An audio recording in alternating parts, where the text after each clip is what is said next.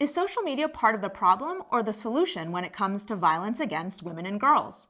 Influencers, content creators, and technology platforms will discuss the challenges and opportunities of using social media to change a culture that enables gender-based violence.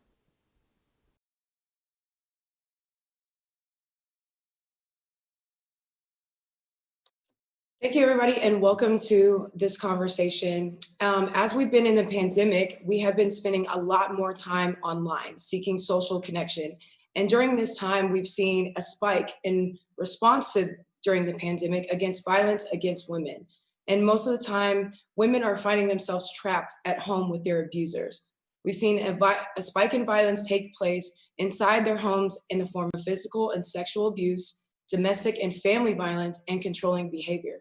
We've also seen a spike in violence against women in digital spaces in the form of cyberbullying, non-consensual sharing of photos, harassment, and threats. In this session, we're bringing together influencers, content creators, UN global advocates, and representatives from the biggest digital platforms to discuss how social and digital can create a culture that is safe for women and girls on and offline. We're gonna show you guys a video where we asked a group of content creators from around the world about toxic masculinity and how it leads to violence against women and girls and what men can do to become a part of the solution. Let's see the video. There's so many things that perpetuate male dominance and male aggression, and one of the things that we should be focusing on is one that we have a bit of control over, which is what happens in our own home. From such a young age, boys and girls are divided in terms of the activities, the content that they watch, the clothes that they wear, and the toys that they're given. And that breeds a stark difference in character development. The biggest thing men can do is be incredibly vocal, not letting friends get away with things, checking friends when they're using rhetoric or using language that is, potentially problematic. It's been said that the root of all violence is shame, and men are full of shame. We shame our boys for having feelings. Men are told that they can't feel, that they have to be strong. When you allow men to express their vulnerabilities, when you allow men to be human, you help them with their own empathy. Men need to dismantle the old paradigms and the old belief systems that emotions equal weakness. And once we can start actually feeling more emotions as men, we can then have more compassion for ourselves, which will then project compassion for others. As a content creator, I think there is a lot of responsibility for us, particularly men, to really showcase how we can be allies with women. Without male-imposed barriers, I would feel equal, I would feel safe, and I would be able to thrive. In a world where there's that true safety and equality, I would be a lot more bold. I would probably take more affirmative actions and stand up for my ideas with greater force and integrity. And to get the conversation started, I would like to introduce our panelists. We have Karuna Nain, who is the Director for Global Safety Policy at Facebook. We have Cecilia Suarez, who is a UN Global Advocate for Spotlight Initiative and also an actress. We have Patricia Georgiou, who is the Head of Partnerships and Business Development at Google Jigsaw. We have Kolisi, who is also a UN Global Advocate for Spotlight Initiative and South Africa's rugby team captain. We also have Louis Cole, who is a filmmaker and YouTuber. Amanda DuPont, who is an actress and television host. And myself, I am Amber Whittington, a YouTuber, actress, and activist. So to kick this off, I would love to speak to Louis and Amanda. Could you tell us what violence you have seen or experienced online? I think living in South Africa, violence is not only online, it's in our real life. But I think online, people are so comfortable and confident to bully other people, to say, especially to women, like derogatory things. We get DMs that are absolutely absurd and rude and really subject us as women. But I think for us, the movement is not just online, it's in our everyday life as well. When we leave our homes, we don't leave feeling safe. We almost have to tell someone where we are at all times, and that's the society that we're living in today. Yeah, absolutely. Louis, could you share with us what kind of violence that you've seen against women and girls, also in online and offline?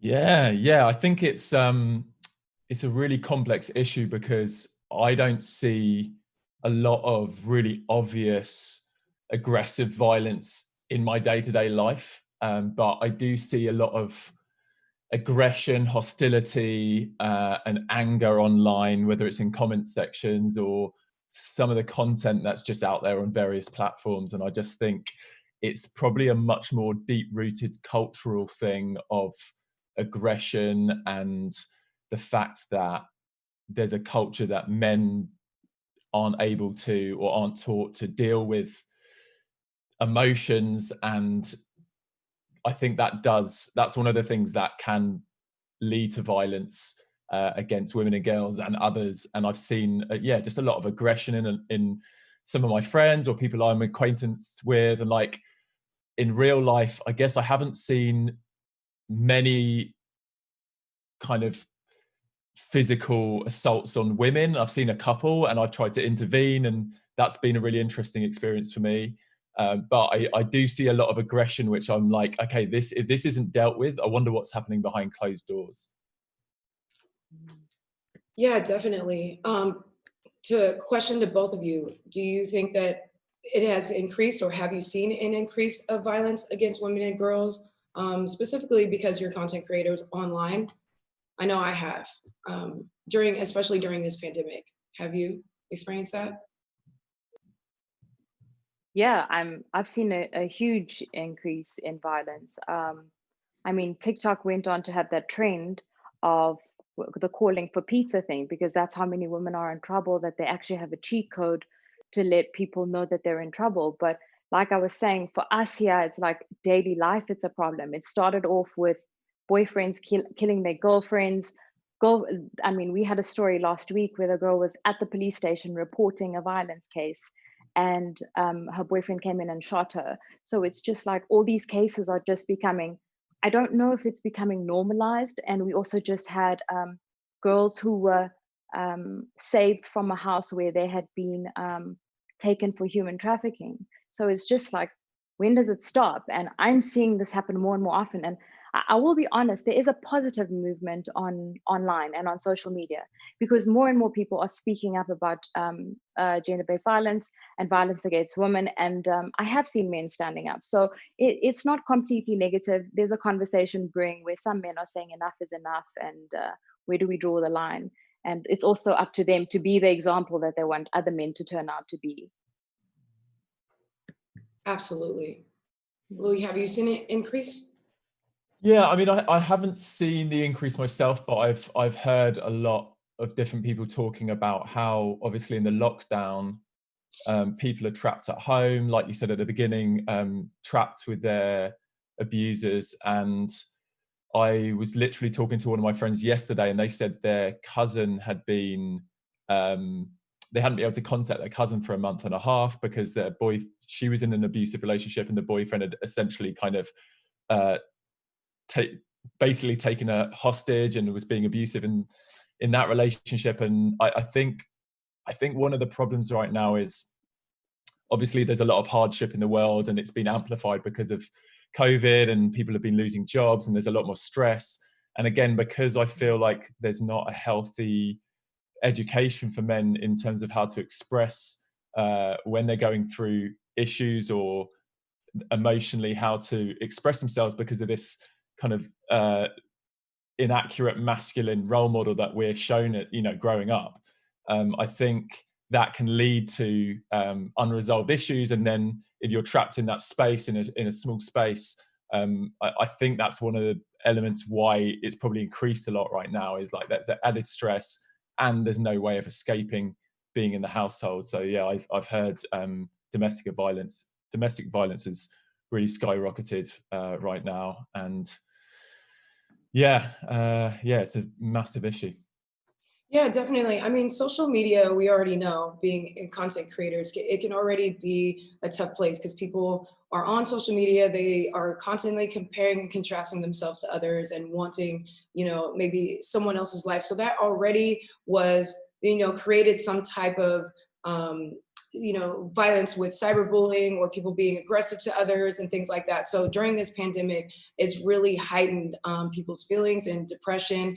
And we don't have enough outlets for people to learn how to treat others, especially dealing with toxic masculinity, like you were just saying, Louis. So that's one of the reasons why I'm happy to have people here. So next, I would like to talk to Cecilia and how you use your platform, being a successful and famous actress, and how you use that to combat some of these issues and speak out about it. So could you tell me a little bit about how you've used your platform to speak out against femicide and gender-based violence, and what has inspired you to use your platform to raise awareness? Well, I post information, a variety of information. To give you an example, like a sign to ask for help, which is this: if they fold their hand like this, that's a woman who needs help and who's in danger. So just passing on that kind of information, I think is pretty important. Talking about rights also, the fact that you don't have to live in a violent environment, and you have a right to live otherwise. And the inspiration comes from observing what goes on in my own country, in Mexico, and the level of violence that we live in general, but how it has been an intense focus on women, and the need for it to change, the hope for it to change. Definitely. A different reality, to different and girls. Cecilia, do you mind repeating that last sentence? I think you cut out a bit.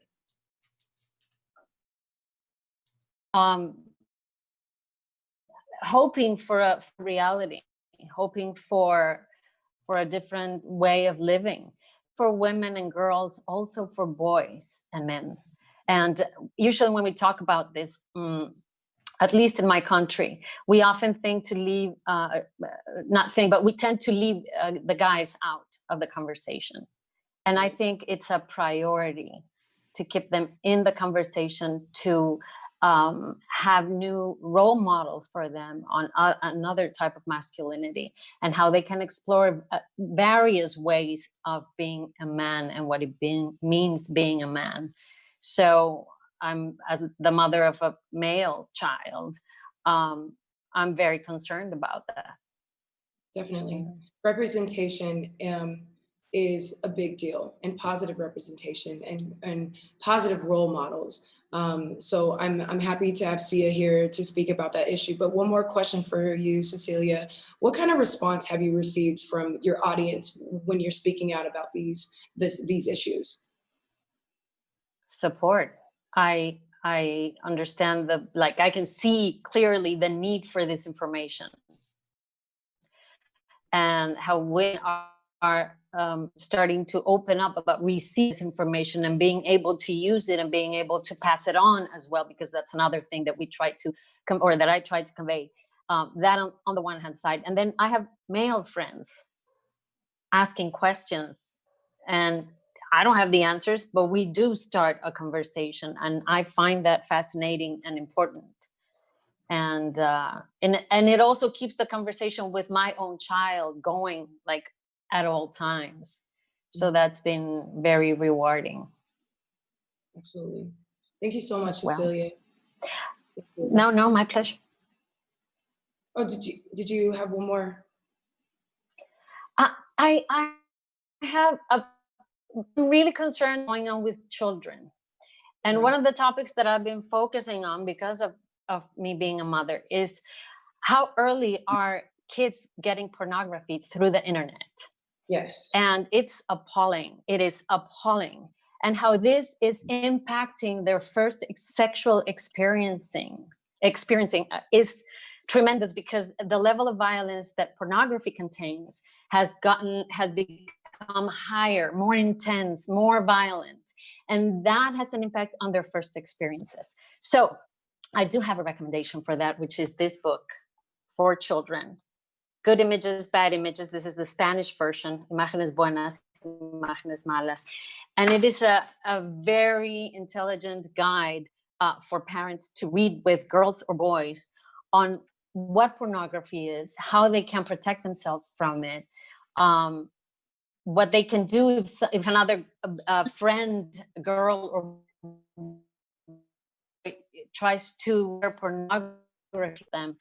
We have to talk about as well to prevent violence, gender violence. Absolutely. It's major. Absolutely. Thank you so much for for bringing that up. My nephew is 9 years old and we're experiencing this right now. Just from normal social media activity and him Googling some of the videos that he's watching videos that we have to take his phone and sit down and over explain to him. So that is definitely an issue that we need to combat and figure out how to do that, as well as maybe create some type of way to educate these kids at school, or find a way to talk about that and incorporate it in class. But that's something that we could bring up also with Karuna and Patricia. I agree. Yeah, definitely. But I would love to, thank you so much, Cecilia. I would love to take it to Sia. My pleasure. And, you know, Cecilia was just bringing up a really important point of representation. So I'm really happy to have you here, being a male in sports, being, you know, a captain and being very well known and successful in your sport. Why did you decide to speak out about these issues? And tell us if you've had a personal connection to anything. Yeah, thank you so much for having me. Yeah, it's for me. It's obviously from a young age. I've seen the violence to the people that mean the most to me, which was my mom and my aunt, and yeah, they got abused when I was younger, and it was supposed to be people that really obviously loves them and cares for them, you know, and there's nothing I could have done. I was a young boy. I think I was only like 5 or 6 years old. And I couldn't do anything about it then. I remember waking up at like 3 o'clock in the morning, crying, and no, I was in my underwear, and I freak out, you know. And also from when two males are fighting, that also used to break me, because I think that's where the problem starts, is when two males argue. You know, it doesn't end there. It always ends in violence. And I think they get used to that so much that you think everything gets sorted out with violence, and then when they talk to females as well, they do exactly the same thing. And that's kind of how I grew up in the environment. And it starts, as Amanda said, then it starts to become normal. You know, for me, I see it over and over, and I think that's the way to go. Fortunately, I got moved out of the environment. I got a bursary to go to a school, a model C school. But every time I go back home, my friends didn't come out. They saw it over and over. Then they started doing it. And then I thought, okay, you know what? I'm not doing it, so it's not a problem. And I never told them to stop, because I thought, you know what? I'm not doing the violence. Now I'm starting to learn and unlearn so many things that it's actually every single time I'm like, I want to have these conversations more and more so that I can be educated. Hi, Patricia. Hi, Karuna. Thank you for being a part of this conversation. Being at Google and Facebook, the two biggest platforms in the world, I would love to ask you a question on how we're going to combat these issues. And so first, I would like to ask, is there any data or evidence to show that women and girls are subjected to a higher rate of violence online? Yeah, thank you for having me. Definitely what we're seeing is that, first of all, online violence against women is extremely prevalent. It's a widely, severely experienced issue across the globe. So one of our most recent research shows that over 85% of women with internet access have either personally experienced or seen online violence happening to someone else in the past 12 months. And more than 1/3, about 40% of the women have personally experienced that online violence. And in terms of how that compares to men, a study by the European Women's Lobby called Her Net, Her Rights shows that globally, women are 27 times more likely to be the victims of cyber violence compared to men. 27 times more. It's just absolutely staggering. And, you know, that doesn't start with adulthood. That starts at the very, very young age. Earlier, we were talking about child sexual abuse. 87% of all reported such images actually depicted girls. 1 of 10 women experienced cyber violence by the age of 15. So the numbers are definitely staggering. And what is equally concerning is the impact of that online violence. Because online violence is basically making the world more dangerous for women, and it's forcing them out of society, journalism, politics, economy, because increasingly our lives and the world is online. And because of the violence, if women are disappearing from these public spaces, it means that the gender gap might increase. So, for example, we see 50% of women don't believe that the internet is a safe space to express their opinions. So basically, they end up self-censoring and not sharing their opinions online. 75% of women change how they use social media after experiencing or seeing online violence. Almost a third of them either decrease their internet usage or completely shut down their accounts. And that, digital fear can also translate to offline violence, because, the different types of harassment can be including violent threats against women or their families. And that is particularly true for women who are on the front lines of our democracies and societies. So female journalists, activists, politicians, they regularly receive death threats, rape threats, abduction threats.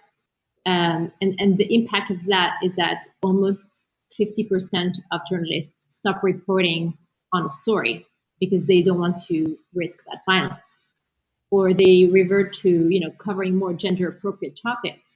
And so we're losing a lot of that potentially important journalism or contribution by women in various spaces of our democracy. Politically active women are being forced to take a break from advocacy, or they drop out of races because it's too dangerous to have a public profile or express their opinions. As you might remember, a couple of years ago, female politicians in the UK chose not to participate in parliamentary elections. So in all of these different spaces, societal, political, personal, economic spaces, we can see how that online violence is basically driving women out and potentially having an impact on the global economy as well. There's a study, for example, in Australia in 2019 that found that the online abuse and trolling had cost the economy about 4 billion Australian dollars of lost income, medical costs, etc. So for sure, the violence is not just extremely prevalent and severe, disproportionately impacting women, not to mention the intersectional dimension of it, but it can also have a global impact on society, economy, political activities, gender, in a gender neutral way. So a failure to address that could really have a really broad impact beyond just the gender gap. Yeah, definitely. Have you seen an increase, with online through at Google during this pandemic? And I would like to ask you, Karuna, the same question, being at Facebook. But have you seen an increase during this pandemic? For sure, COVID-19 is the first pandemic in the age of social media. And with the resulting quarantine measures, people have obviously spent more time online. I think a recent study has shown that the increase in internet usage is between 50 to 70%, which is huge. And that also means a greater reliance on social media platforms for personal, collective engagement. So also increased exposure to online violence. So, that might impact disproportionately people with less digital skills. And obviously, there's also a connection in terms of, for the women, the offline trends. The UN has tracked this very well. There's a really staggering data reported recently on how the lockdowns have really increased offline/domestic violence. In France, for example, where I'm from, there has been an increase by 30% since March. In other countries, it's the same increased range. And the UNFPA projections suggest that for every additional 3 months of shutdowns, you could have an additional 15 million cases of gender-based offline violence. And so we see this mirror between the offline and the online violence increase. Definitely. Wow. Karuna, I would like to ask you the same question. Could you answer for me if you've seen an increase during pandemic and what that stat looks like during the pandemic? And also, could you address how your platform will combat and address violence against women and girls? Absolutely. Let me start with the second question first, because I think that will be a really good way to, segue into what we are thinking about and how we're addressing the pandemic and our response there and what we're seeing on our platforms. So to start with, how do we really think about women's safety on Facebook? We want to try and take a 5-point approach. And first and foremost, start with really building partnerships around the world, because we want to make sure that we are not just being responsive to what we're seeing because we are headquartered here in the US. So making sure that we're speaking to women's organizations around the world, women who are on the front lines, women journalists, women policymakers, women sports people, just to understand from them on how the platform can be used as an opportunity, but also being used to silence some of the conversations that they want to have, so that we are building our platform in the right way. And based on those conversations, we want to make sure that we have the right policies in place. So these policies really define what people can and cannot share on our platforms. And then third, also these conversations will help inform our product experiences. So not just the user controls that we provide people, but also the proactive technologies that we can run at the back end to detect some of this content and make sure that it never makes the light of day on our platforms. And finally, also making sure that people have resources or places to go to on our platform so that they can get help and support if they're encountering some of this behavior on our services. So if you take the issue of non-consensual sharing of intimate images, for example, and someone brought this up earlier in the conversation, we want to make sure that we are following the same 5-point approach, that we are speaking to groups around the world who are on the front lines, who are running helplines, who are supporting people who are going through that horrible experience, to understand from them what victims really go through. And that really informs our policy development. So on Facebook, for example, not only can you not share intimate images or videos without someone's consent, you can't even threaten to share that content on our platforms. A threat is enough for us to take action and actually, penalize the person who's posting that content. And then the product experience also is informed by those conversations. So we not only allow people to report this content to us so that we know that this is being shared without someone's consent and we can take it down, but we are now able to run proactive detection on the back to check if someone's uploading someone's intimate image without their consent. So we can send it to a reviewer and make sure that it doesn't live on our platforms if it actually violates our policies. And then resources, we have something called Not Without Our Consent on the Facebook Safety Center that contains support systems for people who are going through this experience, because it can be so traumatic to think that your intimate image is out there, you're being blackmailed by someone that if you don't continue in the relationship or if you don't do X, Y, or Z, I'm going to expose your images. So we want to give people a space where they can actually go and get help, find out which organizations they can reach out to actually to speak to someone to get that kind of help and support. So when it comes to COVID, once we saw the UN Secretary General's call to action, where he really shined the spotlight on the issue of domestic abuse and the unique risk that women face if they're sheltering at home with their abusers, we really wanted to try and see what more we could do in that situation. So we immediately reached out to the National Network to End Domestic Violence in the US, UN Women, and other organizations to understand from them what resources they had and how could our platforms play a role in amplifying some of those resources to people around the world, not just the victim themselves, but also friends and family who may be concerned, that I have a friend, I haven't heard from her for instance a month, as someone mentioned, how can I support them? I don't want to put them at greater risk by asking them a question if they're sitting at home with their abuser who's observing all their technology and who, they have no space to reach out and get help and support. So we, on the COVID Information Center, which is a one-stop shop we created to get people reliable information, we added some of those tips that had been created by UN Women by NNEDV so that people would be able to access them. And we also let people know through alerts, through little units on their newsfeed, that these tips and these resources are out there.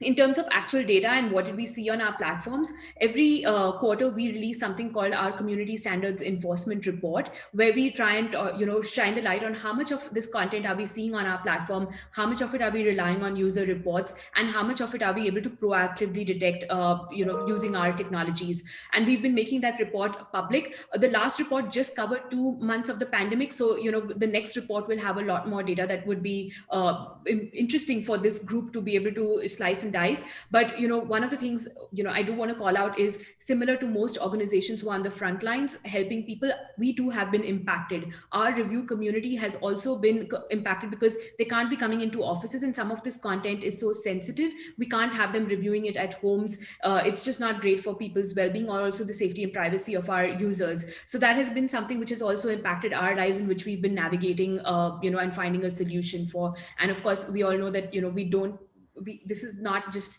about to end. So we are thinking through what is our long-term strategy here as well. Yeah, definitely. I think because there's been such an increase of people online, that's probably been more of an obstacle, as well as because I understand the levels of when something gets flagged, it goes through certain people, and so I'm sure that has increased a lot, as well as you guys having issues with being able to get through all of that properly. I appreciate you talking about that, and as well as giving us the answers of how the biggest platforms in the world are combating this. So I heard global initiatives, policy, and creating resources for people to be able to go to understand how to deal with this. So thank you so much for that. And Sia, thank you so much for rejoining us. I would love to continue the conversation that we left off, and you were expressing what you've seen and how you were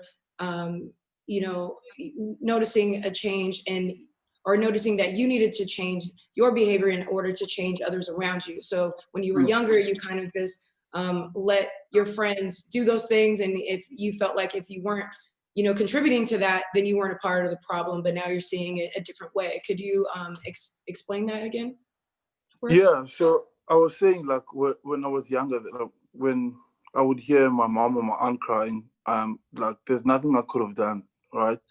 And then I got older as well. I just kept quiet. But I'm like, then I started listening to women, who's speaking about the experiences they've had. They feel so helpless, like, there's nothing they can do. And sometimes there's men around the environment. And I started saying, you know what? I mean, that's how my mom felt. That's how my aunt felt. And now I can actually make a difference, And even now, I remember the other day I had a media conference, and there was a guy speaking badly to a lady, and I'm like, am I actually gonna keep quiet? I said something there, and it's small. It could be something small. There was no violence involved, but it starts like that. So I started doing that, and then also to change the mindset of my kids. When I was young, my aunts or uncles, my uncle, sorry, would work, and then they would bring home the money, and then my aunt and them would just cook, and the men do nothing else after that. They never clean, they never wash dishes, never do anything like that. And then now I'm like, actually, that's not right. Even my wife is like, she tells me, you gotta go wash the dishes. I'm busy, I'm working, Times have changed. It's 2020. Women do bring bread to the house. And it's got to be fair. Like, we equal in the house. The stuff that she's good at that I'm not good at, and the stuff that I'm good at she's not good at. So in front of my kids, I want them to see that I can clean, I can cook, I can do everything else that my wife can do. So can she do everything I can do too. We were in the safari this weekend, and we're driving through the safari, and there was this couple that their car got stopped. Their tire popped, and they didn't know how to take out the wheel, and I didn't know what to do. My wife was like, step aside, let me show you what to do. I actually posted it on social media, and I stood there, I was embarrassed, but I was so proud of it. And it just reminded me once again how equal we are, and we need to start seeing that. But sometimes in our cultures, in our environment, it keeps on telling us, like, no, men are here and women are here, and men can do these things and women can't. And I'm making sure that I'm actually trying to like make sure that there's nothing like that. There's no borders anymore. We equal, and it's hard because some of this stuff you get taught by your family members, by your uncles, and all of that. Now I must have those difficult conversations with them and let them know, like, if this is how you guys are doing things still, I'm not gonna be part of this. I'm not supporting this, and it's hard to do even with the friends as well, letting them know this is the way that I'm going now. Wow, thank you for that. I love what you share online. It's amazing. And so, with that being said, how have you been received? And then, do you think that it's really important for a male in sports to, share these type of things to combat the toxic masculinity, like we were explaining earlier? Yeah, of course. I really think it's important, and it's been received all right. You can see a lot of males don't really like, they only like when I post about sport. Then when I start speaking about this, and you can see by like how many people are looking at it, like it just drops, and that concerns me. And to me, right now, that's more important than me playing on the field, because this is something that's been going on before the pandemic, and it's grown during the pandemic, and it's probably still gonna be there if men don't get involved in this, and I think like it's a human issue. That's the thing. You don't have to be a male or female. It's not a male or female problem. It's a human issue. If you're not feeling anything for this, if you're staying silent right now, I mean, you're just saying, okay, you know what, I'm not part of this. It breaks me, some of the stories that we had to read. I think Amanda said some of them. Lady getting killed while she's pregnant by the boyfriend.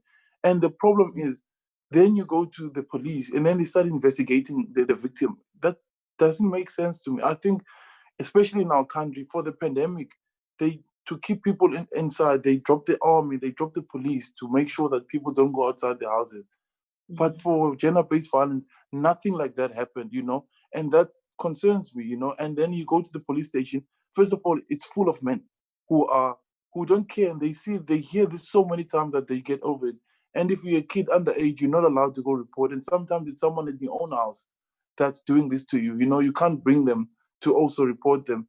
I think they should make it more good, like easier for people to go report it. Like we need people in police station strictly work on gender-based violence, and it needs to be women sometimes, because how can like most men understand what the woman is explaining, what the woman is going through? Because you just he just said a few words, or he just hit you a little bit.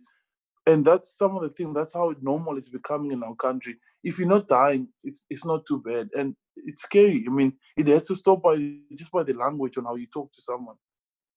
Absolutely. You bring up a really good point, and that's something that I wanted to ask Patricia and Karuna before we ended. If there is something like this, what Sia was explaining is there should be someone in the police station that can understand violence against women directly. Is there in the future, is there now or in the future any organization or resource that women can run to, maybe globally, or if it's just in certain places where they can, call and receive help and help that makes sense to their situation?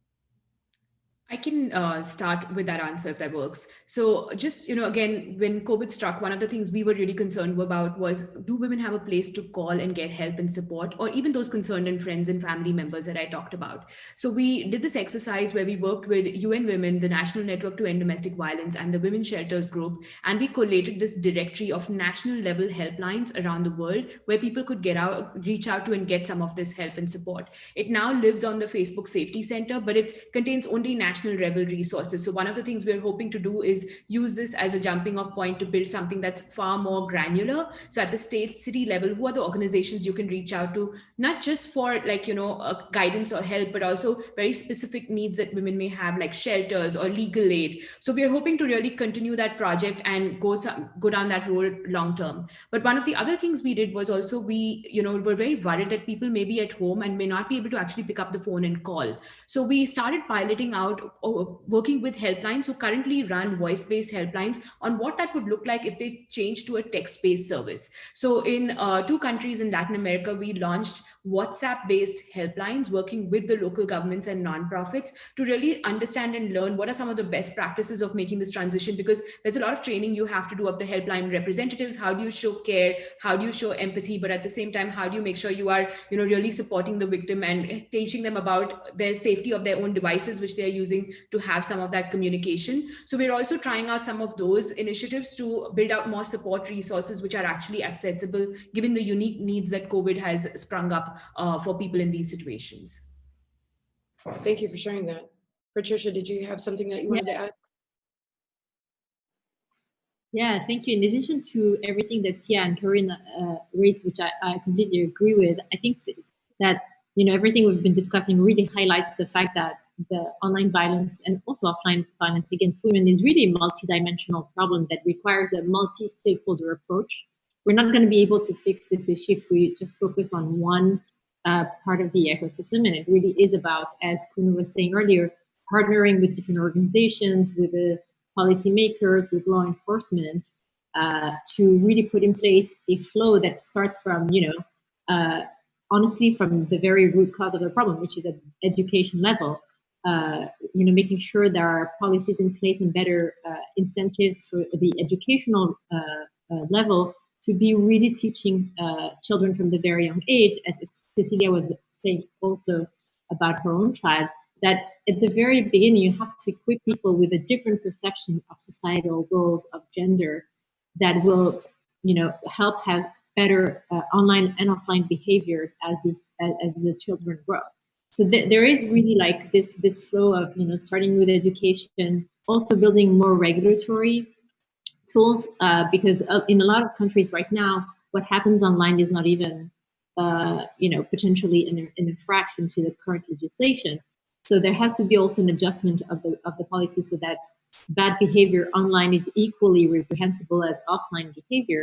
And there are also penalties in place that will deter people from engaging into those activities. Because if you're not raising the costs to perpetuate online violence, then people will continue to do it without any accountability, without any penalties, and also with a lot of scale, because on the internet you can do something with a few free clicks, you reach millions of people. So you have to raise the cost of online violence as well. And that's really at the policymakers level and legislation. And then also equipping the implementation part of the ecosystem, like the police and other organizations who are helping the victims, to better address things that are reported. Because of course, currently reporting is not working really well. If whatever happened online is not an infraction to the current legislation, or if the police or law enforcement don't deem it serious enough to take any action. And so it's really an important piece to have this multi-stakeholder engagement and collaboration. And the tech companies level, the platforms, we can also do a lot if we are able to collaborate with other partners to improve our algorithm that will detect online comments that are bad. We at Jigsaw have developed a tool like that called Perspective, which basically learns from human moderators to detect bad comments. And so you can report that much more easily because it's done by algorithm at scale, instead of having humans read every single thing, or victims have to go through their own feed again and being potentially exposed to it another time, which can be emotionally hard. So it's really about this multi-stakeholder collaboration. Definitely. Thank you for sharing that. And thank you for explaining how both of your platforms are trying to combat this issue. It makes it a safer place, not only for women and girls, but also, content creators and people like Sia and Cecilia that share their life online. When the platform is safer for us, it's safer for us to share our life, and therefore, spread the good things and the positive things and how people are supposed to treat each other a little easier. So thank you so much. I appreciate that. And thank you so much to everyone on the panel today. Thank you for being with us and sharing your story and how you are contributing to combating this global issue that we have. We need to do better for ourselves to take care of each other and take care of our women and girls. So thank you so much for being with us. Thank you. Thank you. Thank